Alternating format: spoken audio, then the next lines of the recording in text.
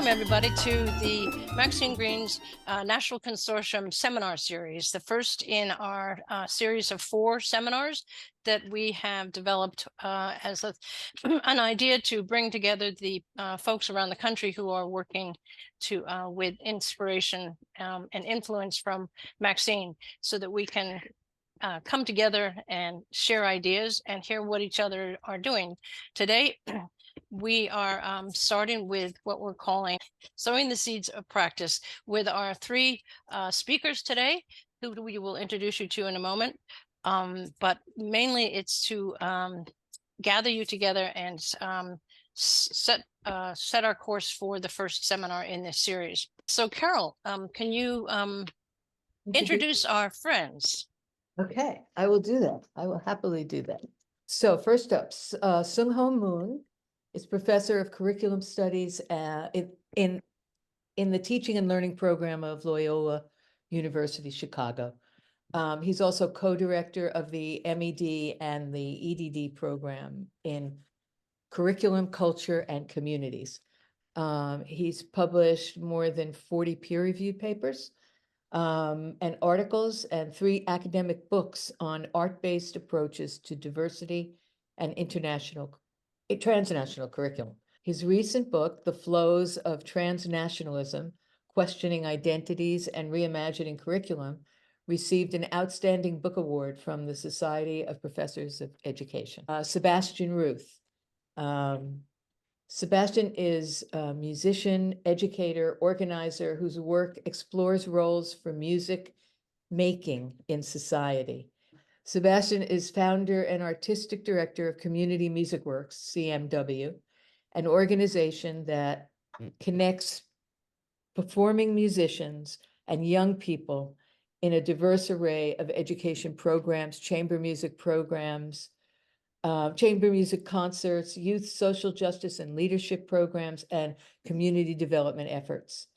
As a violinist and violist, Sebastian was a founding member of the Providence String Quartet at Community Music Works, and has had the opportunity to collaborate with, and I'm going to read these because they're really impressive, I think, Borromeo, Kronos, Muir, Miro, Orion, and the Turtle Island String Quartets. Sebastian's a visiting lecturer at the School of Music at Yale, a 2010 MacArthur Fellow, and he says, an enthusiastic advisory board member of the U.S. Department of Arts and Culture. And last up will be David Gonzalez, poet, storyteller, playwright, performer, whose poetry has been featured at Lincoln Center's Out of Doors Festival, Bill Moyer's documentary, Fooling with Words, and NPR's All Things Considered. Also at universities and performing arts centers across the country. He's produced all the time, among others, Oh Hudson, a long-form piece, was commissioned by the Empire State Plaza Performing Arts Center to commemorate the quadricentennial of Hudson's exploration. City of Dreams, a poetry Latin jazz project commissioned by the University of Maryland, and La Mama has toured throughout the US. David wrote the opera libretto for Rise for Freedom, as well as numerous plays, including The Man of the House, commissioned by Kennedy Center for the Performing Arts, Marielle, an Afro-Cuban musical commissioned by Cincinnati Playhouse in the Park, The Boy Who Could Sing, Pictures, I love that, and many more. He's a Joseph Campbell Foundation Fellow and has garnered numerous awards and commissions. His poem El Barrio was nominated for the Pushcart Prize in 2022. So those are our speakers. I can't imagine a more impressive group.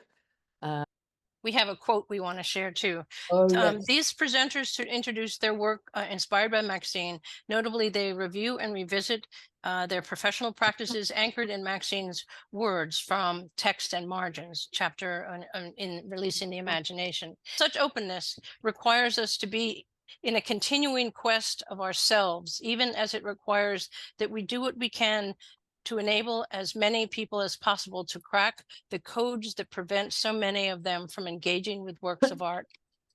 Let's begin with the seminar series 1.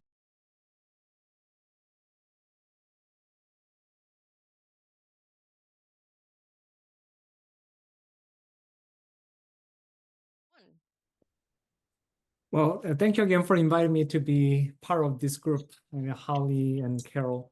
So let me read a quote from Maxine in Korean first and followed by English to situate my work in Maxine's inspiration. 예술은 종종 우리를 다른 방식의 존재로 투사하고 그들을 현실화하기 위한 표징에 대해 궁금해하는 방법을 구상할 수 있는 공간으로 이동시킨다. Art may now and then move us into spaces where we can envision other ways of being and ponder what it might signify to realize them. If asked where I would like to go with Maxine without hesitation, I would say I want to spend hours together in the room of quiet contemplation at the National Museum of Korea. I want to engage in a silent dialogue with her about the generosity and enlightenment embodied in the gentle smile and liberated expression of a pensive bodhisattvas, and share the aesthetics of Korean Buddhism. A sense of beauty is expressed through these two statues located in the spaciousness and emptiness. Maxine's discourse on art and imagination, manifested through art, represents another reality and modes of existence in this room. In 2006, I first took Maxine's course on education and the aesthetic experience, and over several years, I served as her teaching assistant. I explored the research, the different realities and possibilities of life. To me, at the time, who was very busy trying to assimilate into the mainstream US culture under the label of international, Maxine often posed many questions of why. She was patient with my thoughts in process and elevated them by drawing on philosophers' perspectives. Through this process, my worldview, which used to focus on others, shifted toward self and imagination. This was a significant turning point in my life. The polychromy that I'm trying to introduce today is also part of this journey. So this is the quote that we three presenters are anchored into today. So Maxine uses art to imagine different social realities and take action. I interpret Maxine's emphasis on openness and cracking the codes from the perspectives of the connection between race and power that has been maintained and continues to be maintained by the white versions of Greek and Roman sculptures. In teaching diversity to teachers and legal professionals, I use polychromy to investigate colorism and power in US society and around the world. Recently, I have become extremely obsessed with the field of polychromy, which involves discovering the original colors of Greek and Roman sculptures through updated historical, scientific, and anthropological excavations. Polychromy is a revelation that shattered my preconceived notions of beauty and art.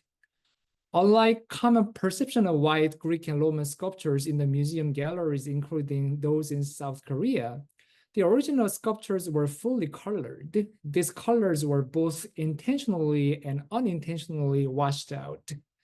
Due to whiteness being regarded as the standard of beauty, curators intentionally removed pigments from the statues until the 18th century. I learned about this concept from a museum educator several years ago and felt a strong emotion associated with it, namely a sense of being cheated. As a curriculum specialist and teacher educator, I examine the intersection of art and anti-racist pedagogy in both teacher education and professional education. When discussing polychromy in the context of colorism and hegemony, many responses arise from participants. Some teacher candidates that I teach, for example, ask, why is polychromy related to teaching whiteness? I don't see the direct connections. I respond by emphasizing the politics of whiteness, which normalizes beauty through Eurocentrism. Whiteness becomes the standard of beauty worldwide, influenced by these many manipulated versions of white Greek and Roman sculptures. I cite South Korea, where beauty products with skin whitening properties and the plastic surgery industry result from this normalized version of beauty similar to Greek and Roman sculptures. Another teacher candidate states there is nothing wrong with Greek and Roman art. I would argue that Eurocentric artists are predominantly featured at the entrances of museums. I respond that color and skin tones are critical components of polychromy because dichotomous normalized interpretations exist within colorism. Simply put, white and bright colors are associated with positive images such as angels or goddesses, while dark colors are linked to negative images. I have extended my pedagogical approaches to diversity, equity, inclusion using polychromy for legal professionals such as judges. In working with legal professionals, I apply pedagogical strategies typically used by teaching artists, guided by, of course, Maxine's aesthetic theories. What we discuss is important in aesthetic education. At the same time, how to discuss is more important than what to ask in promoting meaningful conversations. These are some questions I use to teach polychromy as an example. Which version do you think represent the original color of the sculptor? Which version of the sculptor do you find more aesthetically appealing and why? What adjectives would you use to describe a monochrome version of this statue? And how about a polychromy version? How do the adjectives differ between the two versions? How do you think the use of polychromy on Greek and Roman sculptures can help discuss issues of the color power nexus in US society and globally? Legal professionals shared multiple perspectives from their lived experiences guided by these questions, and a facilitator like me. Some participants believe that the monochromic version of Augustus Prima Porta is the original because they have only seen the white marble version of their lives. They also mentioned that they prefer the white marble version due to their familiarity with it, even though the polychromic version of Augustus Prima Porta is the original. When listing adjectives associated with each version of statue, a participant described the fully colored version of the sculptures as childish, as if an elementary school child had conducted an experiment, whereas they viewed the white marble as authoritative and powerful. Well, to sum up, I owe Maxine for giving me the gift of imagination to create innovative, transformative methods in teaching, reflecting our subjectivities and lived experiences. Teaching artists and educators use different mediums and pedagogical strategies to promote openness and challenge social norms, such as the codes that hinder all people from being recognized as important, valuable human beings, regardless of their economic and political values. My pedagogical intention is to use polychromy to challenge Eurocentrism as the standard of beauty and social norms, which are still reproduced in other forms of sculpture, such as the Lincoln Memorial in Washington, D.C. I invite other educators and teaching artists to participate in revisiting our taken for grantedness, such as white sculpture, with our imagination. Thank you. Seungho, thank you so much. And just a note to the community assembled here today, we thought it would be more organic, maybe like a salon in Maxine's living room, if we would have a little response to each other and a little conversation between our presentations.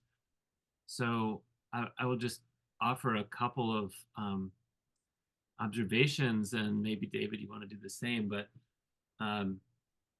it's so beautiful to see this work that you're doing, Seungho, and it makes me think about the ways that Maxine Greene was always looking for those connections between art, education, and social justice, right? And to see you making this tie between how do we look deeply and challenge our own perceptions when looking at these sculptures, and how do we evolve as as people in our understanding of the world, our understanding of bias, and come closer to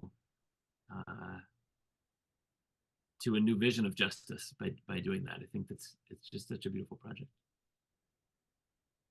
Thank you, Sebastian. Actually, today's seminar is how Maxine's ideas are disseminated through not only K-12 education, but also other professions. And I intentionally introduce my commitment with legal professionals. So usually when we talk about this race and color issues, I do not say that the economist approaches to, well, these are all one whiteness or one, people of color. But I found this polychromy is a great tool to start the very difficult conversation about whiteness, because when I interacted with the legal professionals, they are predominantly white audience. And for me, Maxine's ideas of how to use art to have difficult conversation, and I found that kind of niche within this polychromy. You're muted, David. Thank you. When I heard that this is what you were up to, I was seriously scratching my head. And then as I dove in and learned more about your work, I was so relieved. Because for me, one of Maxine's guiding principles, and it really gave me a foundation, was this notion that a healthy democracy is built upon healthy imagination, that we are not going to be coerced and manipulated as long as our imagination is embodied, authentic, and lived. And that is really the foundational energy that keeps me going.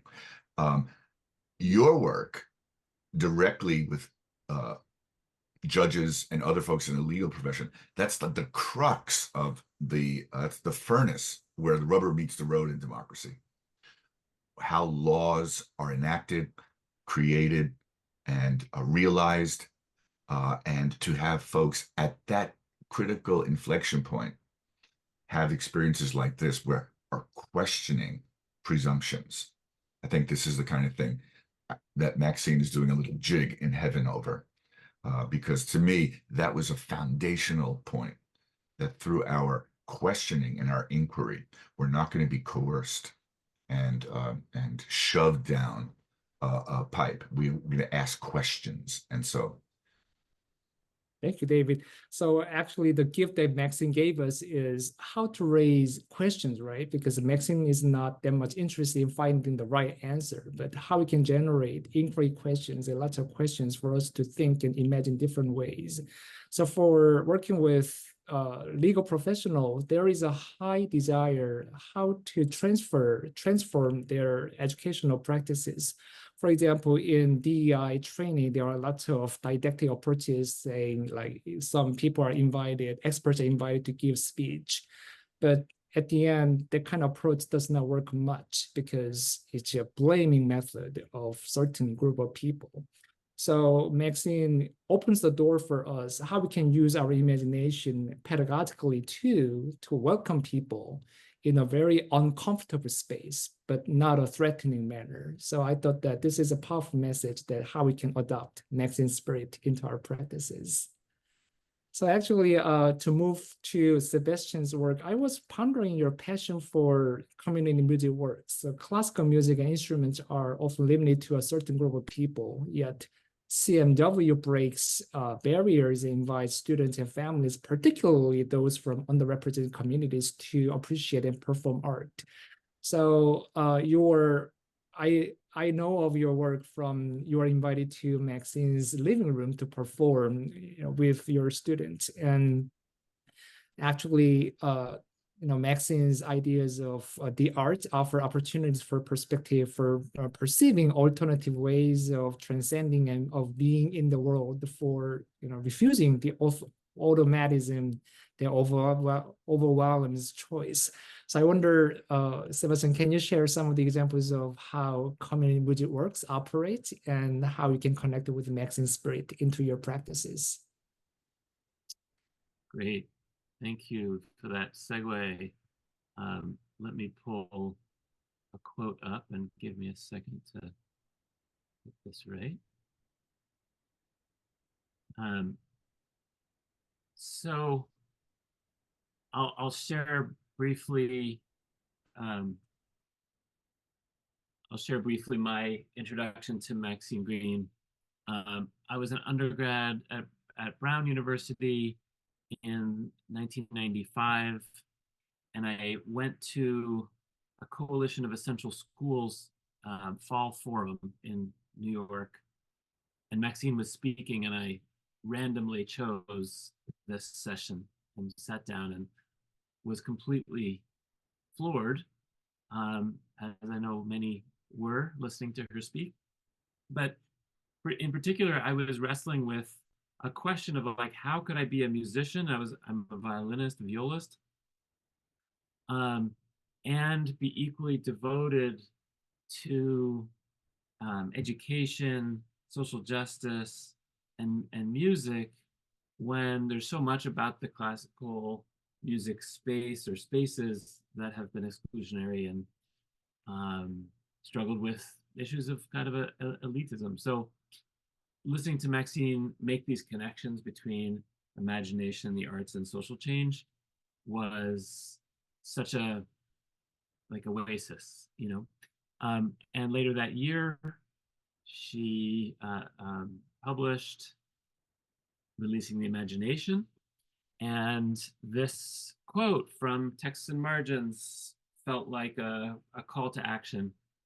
And right from the beginning of the essay, and she says, "I hope there exists and that I can speak to a community of educators committed to emancipatory pedagogy, particularly in the domain of the arts." And that was, you know, the community I wanted to be part of, right? I wanted to be an educator thinking about emancipatory pedagogy in the arts.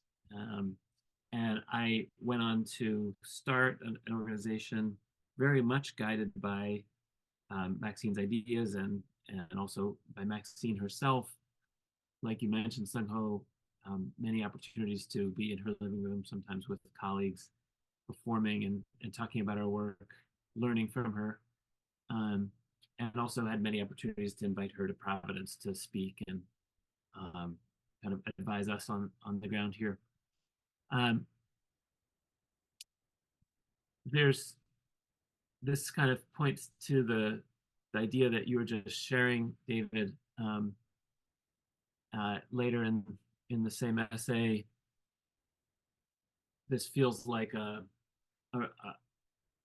another sort of guiding principle for our work in Providence. And she says, in part, I argue for aware engagements with the arts for everyone, so that individuals in this democracy will be less likely to confine themselves to the main text, less likely to coincide forever with what they are. So in transposing these ideas to music, one of the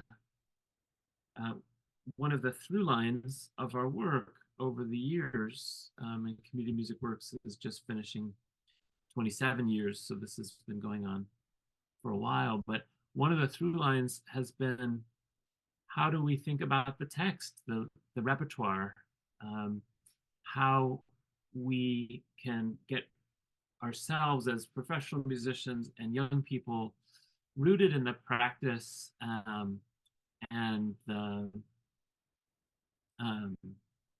just realizing I forgot to put on my stopwatch, so please ruthlessly interrupt me when I've hit my time here.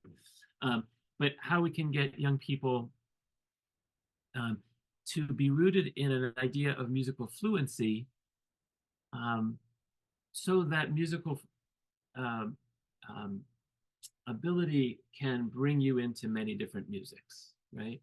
Not that music isn't grounded in the culture it comes from, it is, but that also we can be where we are and we can see beyond where we are by playing music. So I want to share a project.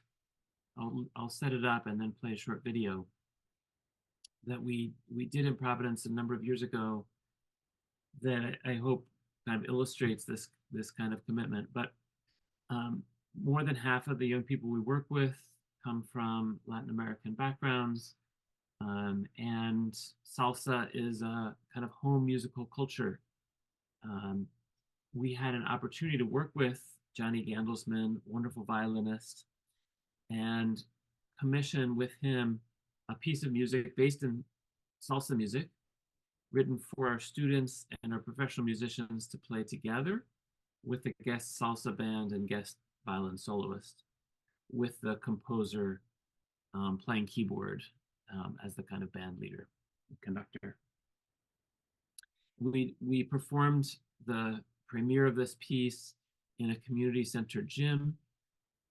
Very important to the ethos of Community Music Works has been to be showing up in spaces where people expect to gather, not necessarily going to other places for music, and making a kind of celebration of music and food and dancing and singing that might also depart from the usual structures people come to expect in a classical music concert. And I think most important is that parents and grandparents hearing their children perform are making a connection to their home culture through their children's play. So I will stop this and see if I can share a couple minutes of this video.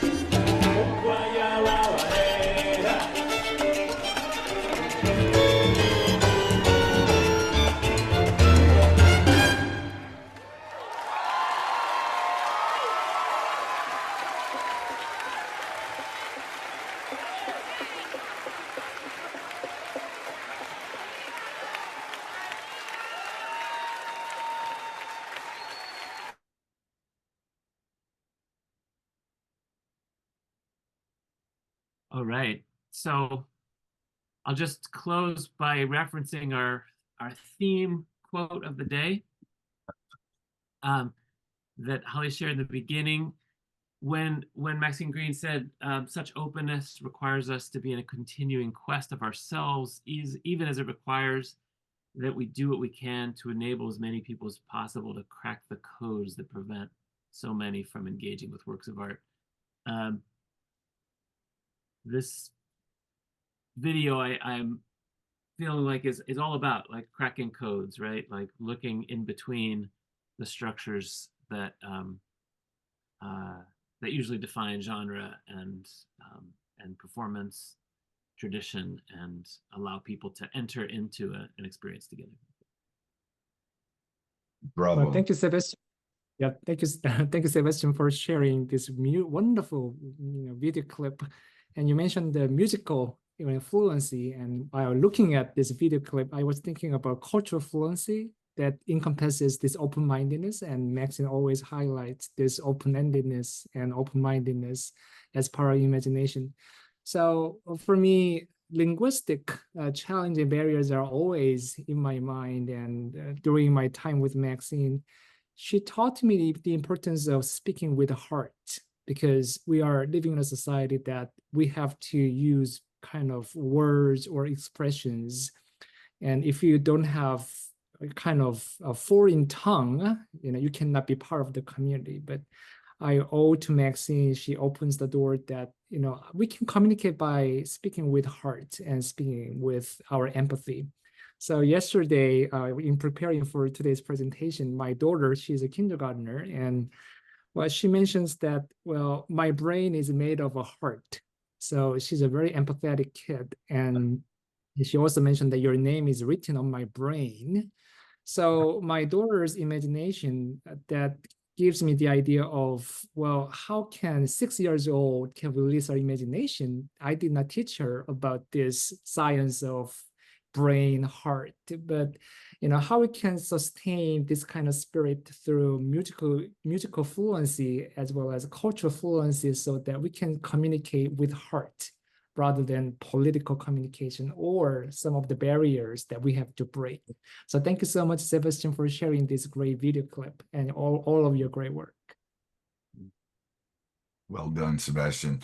I gotta say, having this classical clave mashup this morning just warms me so much. And your statement to see beyond where we are.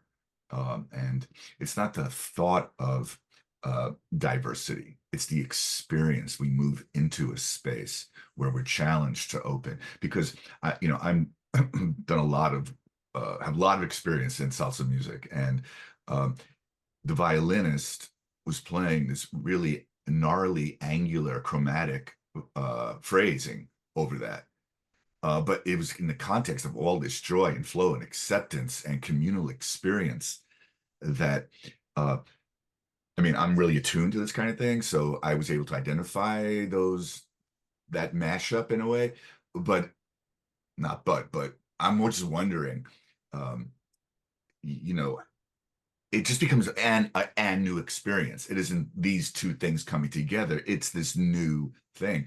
And the 6/8 groove, the beautiful ensemble playing, the young people, the intergenerational piece of this, and this, what I might call a postmodern expression in the violin, sitting in this African diaspora groove. It's the beautiful mashup that I think is the doorway into new perception and experience. And I just want to congratulate you for that. Thank you for that. I'll just add that in all of that, everyone is stretching, right? Everyone is stretching towards something. Like I know in that experience, I am stretching into intricate salsa rhythms, that are not what I've normally learned, right? So nobody is sitting totally in there as the owner of it. Everyone is stretching towards something, which maybe speaks to what you're saying about it's not this meets that, it's everyone reaching for something together. Well done. Bravo. Let's pass it to you, David. Okay, let me set my timer. Just to remind everybody, when I'm done, then we'll open it up for comments and like that.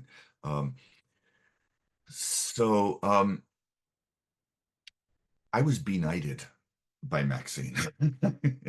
It was a coronation because I was doing my work. I'm in my 30s, in my early 30s, and I'm just doing my little storytelling in little spots here and there, and working as a music therapist. And I get this call out of the blue from Lincoln Center, literally out of the blue, to come in. It was a sub for somebody, and I was doing my Orpheus piece, which I never intended for young people, and was done at Lincoln Center as part of the aesthetic education. And in those days, you come in, you do your show once, teachers watch it, and a few days later, after having done all these workshops, they see it again.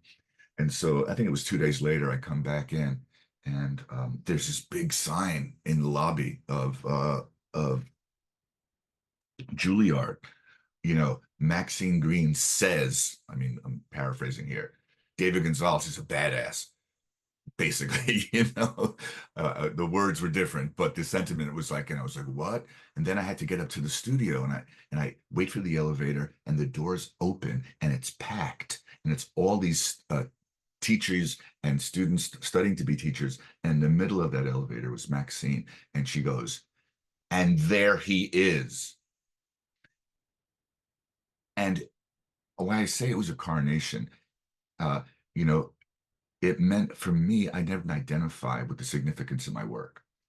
And through Maxine, I came to understand the significance of my work, and also the responsibility I had to realize not only my potential, but the potential of the work with the capital W. So for me, Maxine was, and then of course, her readings and being in her salons and all of that gave me a philosophical and soulful grounding that I never had, at least in any kind of conscious way. Maxine gave me the language to not only appreciate my work, but to understand and appreciate the work of artists who are truly challenging the boundaries. And this distinction she made between art and entertainment, where entertainment reifies what we know, and art proposes a radical departure from what we know. So anyway, I'd like to share with you just a few things. I'm going to just grab the screen and let's see.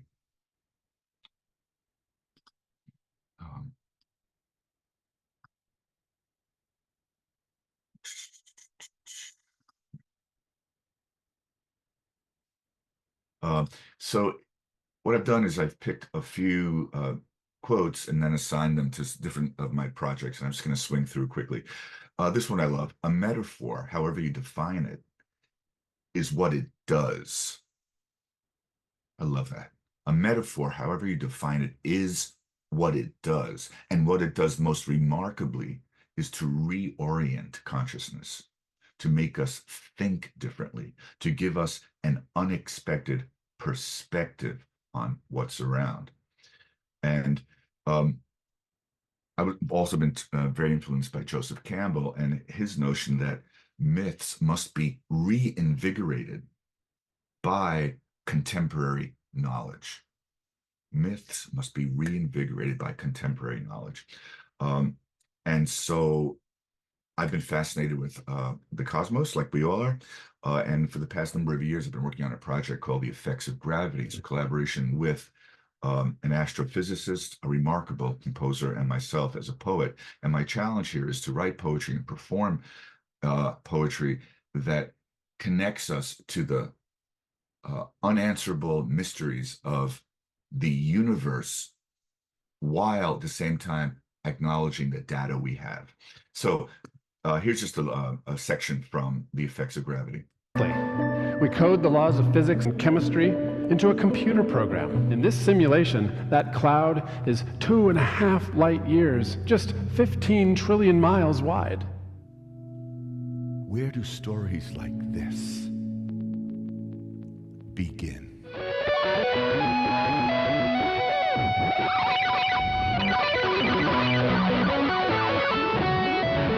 Flash. The new universe is born. A nanosecond old, she cries, and sound comes into being.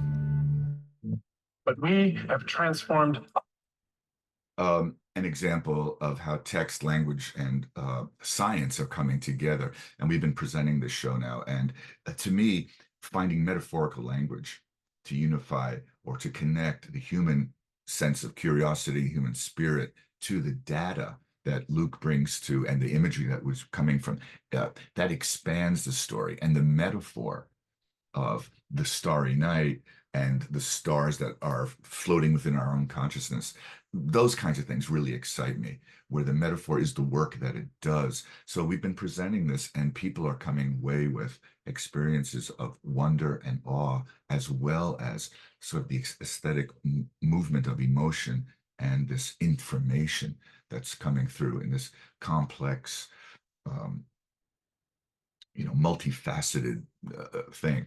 Let me just jump into one other thing. Here's another quote from Maxine that I really like.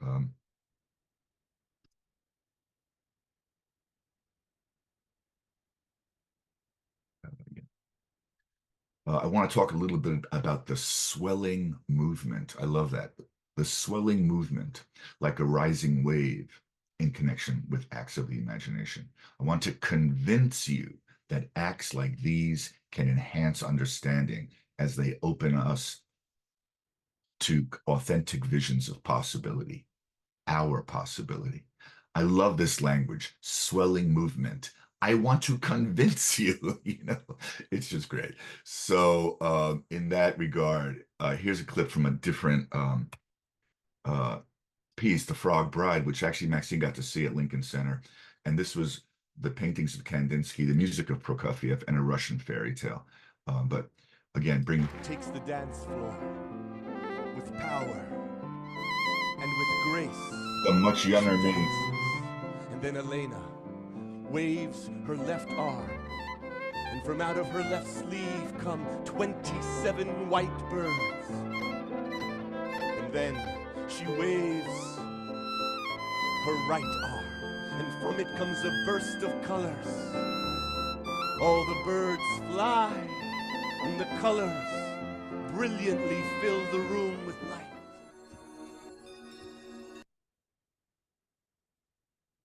And there are lots and lots of other examples. A big passion for me artistically is to find the meeting space, or just explore the meeting space of text, story, movement, gesture, sound, and image, and to fold these together into vibrant experiences, particularly for young people. So we create, again, many surfaces of contact. And there's nothing didactic. I don't punch the morals. I leave the questions really hovering in the air as best I can. Of course, the stories have beginnings, middles, and ends. Though I try to choose stories, and even in my poetry, that is not moralistic, so that it leaves open-ended. Anyway, there's a lot more to say and do, but I just want to leave it there for now. Thank you.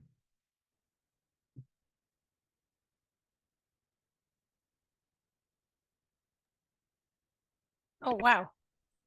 Thank you, gentlemen. That was brilliant to listen to. And I just have so many quotes from you in your presentation. I love that one about many surfaces of contact, David, that I think in some ways we're trying to do today is to explore the many surfaces of contact that Maxine enabled us to have through different art forms, and bringing in the grounding us in philosophy, and the lived experiences, inviting us in to her aesthetic world and intellectual world. And that was a really wonderful trip. I wonder if the participants and audience here have questions or would like to ask our speakers today or respond. Please take advantage of the opportunity. And welcome. Jen, yeah, Martha. Martha McKenna. I was struck listening to David articulating Maxine's words so beautifully, and I think I know why she canonized you or crowned you, whatever your word was.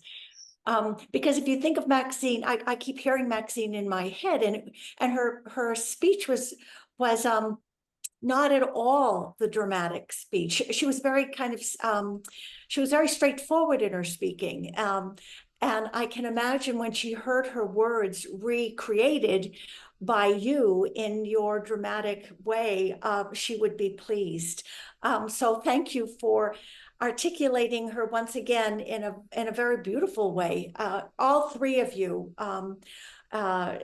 I started studying with Maxine in 1973, so I realized today it's 51 years ago that I first, it was the Arts in American Education at Teachers College. And all of us have a Maxine story of, and all of you told it so beautifully, of that moment when she opened up to each of you a potential or a way of being that you hadn't imagined before. And I think we all would share those critical moments. I think we remember them distinctly. But David, I was struck by Maxine would love to hear her words spoken by you all the time. So thank you. Can I just? Carole. So I first started thinking about this when Seungho was talking, but it followed me through all of your presentations, and I just wanted to read it and then ask a kind of general. The significance of encounters with the arts in which the young are moved to imagine, to extend, and to renew. Surely nothing can be more important than finding the source of learning, not in extrinsic demand, but in human freedom. And I just wondered sort of what, especially in these times, how you're thinking about Maxine's sort of the social justice component that takes us to human freedom, which is so particular in her case. It's so not what you normally think of. You talked about being moralistic, and you talked about being elitism, and Maxine was reaching for something very different, I think. And in some ways, it's been sustaining me through these dark times. And I just wondered sort of collectively how you're feeling about that.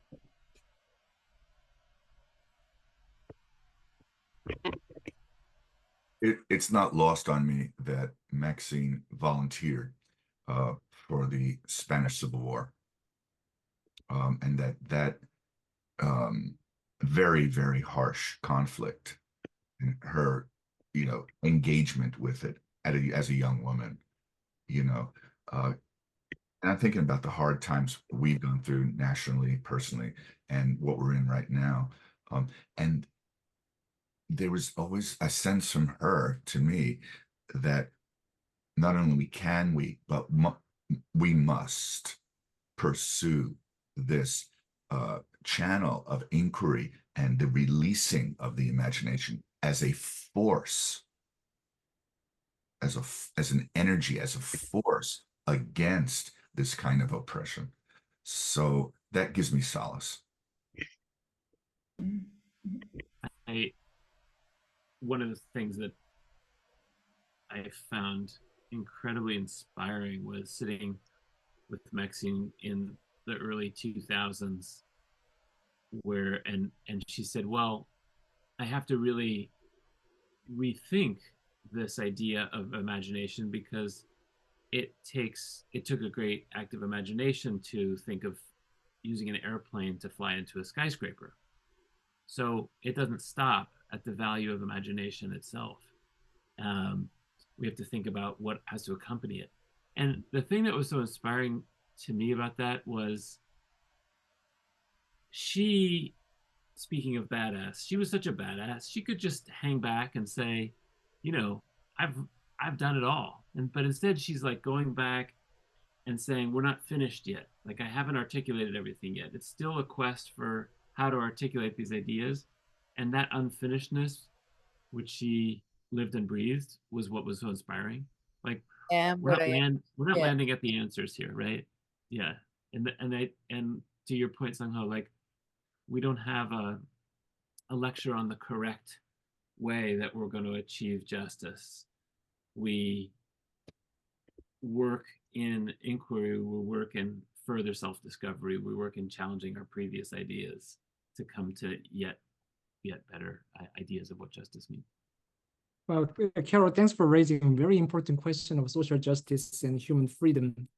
And this is such a big question, actually, but I want to answer it in a very small way. What I'm touched by Maxine is she demonstrated quote unquote social justice in a very micro ways. Micro ways means by when my parents visited New York when I was a doctoral student, she invited my parents to her dining table and she ordered Korean food from her local restaurant. I don't think that she enjoys Korean food that much, but she did lots of research to find out the best restaurants in her neighborhood, and she delivered very fancy Korean food.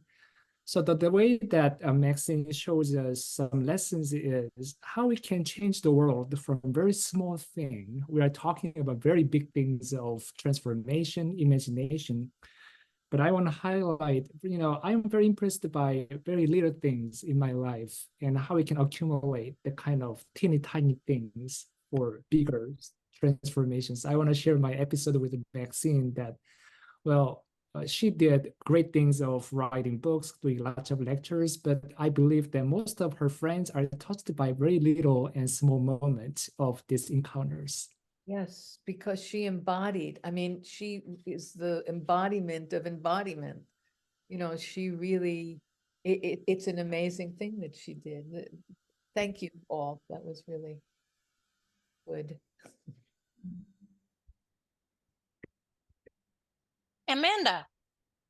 Hi, I just want to thank you all. I don't know that I have a question in here. I just want to comment on how each of your work that you presented in your own unique way was about an invitation to imagine the world as if it could be otherwise. And I just so deeply appreciate and I'm excited and sparked by the idea of so many different ways of extending this invitation. There was something about when the women got up to dance in Sebastian's presentation, I started to cry, and I couldn't imagine why I was crying. And then when David made the comment about how we have to release this force into the world, I realized that was what it was. It was this powerful invitation to change the world just by reimagining the way we see and think. And whatever you want to say to that was what I wanted to say. Nicely put. Yes, Leah. I do have one question, if I may. Thank you for the invitation, and thank you to Heidi for including me, and to you, Holly. I'm interested in understanding more about your thoughts on what Maxine would say that we should do in the spirit of technology and how to leverage the idea of scale. I've read everything I could find, and I even made friends with the people at Culture Bookstore because I was looking for this copy, and it was out of print, right? And I was like, wow, it's really crazy that technology exists. And there's this idea about metaphor and making messages accessible to everyone through the idea of the aesthetic education and appealing to people viscerally. And now we have it like Instagram, right? Where people connect the reels and the posts, and you get a snippet into a community. And I'm wondering if anyone could talk about how to apply this idea to technology and how maybe she would approach feelings of paralysis to know that everything is always public once it's public, and how to interpret, how to manage, right? You squeeze a tube of toothpaste and you can't get it back in. Once you post something online, it's there forever and anyone can interpret it at their will and maybe misinterpret. So technology. It's such a great prompt and such a great question. And I have no idea what Maxine would say, but I will just say, I remember being so impressed that there was nothing beyond the scope of her inquiry. So like we talk about 9/11 and American Idol and like Marcuse, right, in the same paragraph, because she was thinking about the phenomenon of American Idol, and that was as much ground for meaning making inquiry, like what is this and what does it mean. So I have no doubt that Maxine would have a lot of thoughts about Instagram, but I don't know what they would be. It's just there was nothing beyond the scope of her thinking. Yeah, Heidi, and then I think Janet also, you had a remark. Okay, I remember that American Idol, how she would reflect on watching it. And it changed the way I saw those kinds of shows. And also she would discuss malls and how all malls, and now malls are like, forget about malls, but how they were formulaic, the idea of the formula. And to be that's an aesthetic noticing, how American Idol and The Bachelor or the all the stores in the mall, there was a formula that was somehow controlling us, and we were living in that the restriction of it. Yes, Janet. Well, I'll try to segue and say this was such a wonderful interlude, and an interlude from, I guess, our version of the mall now, which is the election coming up, and being segmented into one hall or another or so on. Anyway, thank you so much. It was just really moving. I want to ask Seungho something, and I feel I can do this because I was chair of his dissertation committee at Teachers College. How'd you get hooked up with the law? That's a great question. So that's all about relationship. Well, I was part of the faculty seminar in my institution, and the guest speaker was adjunct faculty at the School of Law. At the same time, he's a very high rank of judge. And actually, he introduced lots of poetry in imagining different social realities in the legal profession. And well, this is where Maxine is. I shared Releasing the Imagination with him, and that was the beginning point of I get involved in legal professionals to share Maxine's spirit. So again, there is Maxine in it. That's amazing. That is, you know, because when we've known each other obviously a very long time. Seungho came to me from South Korea as a doctoral student, and he was a quantitative researcher, and he was rigid about it, and he signed up for my qualitative research courses and my curriculum theory courses, and what else did we do together? And a lot of Maxine rolled into all of that. So someday we could talk about your transformation from quantitative to qualitative, which kind of hooks up with the whole discussion around technologies and I don't know, just the morass that we're in right now, or at least I'm feeling it. I'm very scared. I'm very frightened right now, politically. And so all of that is a way of saying how much Maxine's work means to us all, because it gets, I think everyone here has almost said, it gets you out of that arena and into an emotional, beautiful space. So thank you. Yeah. Yeah, and to finish up, David, yeah. I thought Leah's question was really pointed and provocative, and I think it deserves a whole other seminar. But I would just want to make a connection between Amanda's notion of the formulaic with this notion of the algorithm. because I think that the algorithm is sort of the atomization of the formulaic. And I think to find true freedom within this vast, uncontainable algorithmic network that we're all embedded in is really a challenge. It's an existential challenge. And I think that's just a really pointed and worthy question. Just want to come back to that. Thank you. Perfect. Well, the segue to that is that we are coming to a close here. And I want to thank you again all for joining this conversation, and for our three speakers who grounded us in the speaking from the heart. You all three did that and shared that with us. And that's the essence of what Maxine brought to us all, that importance of that. So in conclusion, just to thank you again, and to remind our audiences that we have 3 other plans for seminars to come, and hopefully the advisory board will all be leading us in those. So stay tuned while we reach out to you. But one of them is the practice of aesthetic education in the K-12 environment, creating openings for experiences with works of art and curriculum with students of that age. Another one is the idea of application in higher education, to include readings and examples of syllabi and publications. So there's that other next seminar.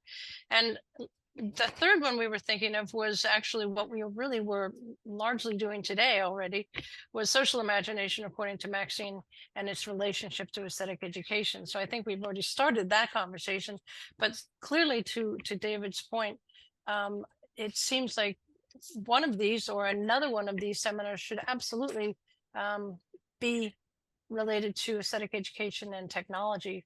And so let's work on that as a critical capacity, because that I think is key in terms of answering Leah's question, or not answering it, but taking it somewhere. And it would certainly be a piece of, and it is a piece of Maxine's gift to us. So we always have to do that. Thank you. Good point. Absolutely. Well, it's now a little past 10:30, so we're going to conclude today's wonderful conversation. We're going to have this on recording and made available to our Maxine Greene YouTube site. So stay tuned, and Carole and I will be reaching out to you to work on the next conversation. I just want to thank Sebastian, David, and Seungho again. I wish you could keep talking forever. Thank you. Thank you so much. You all.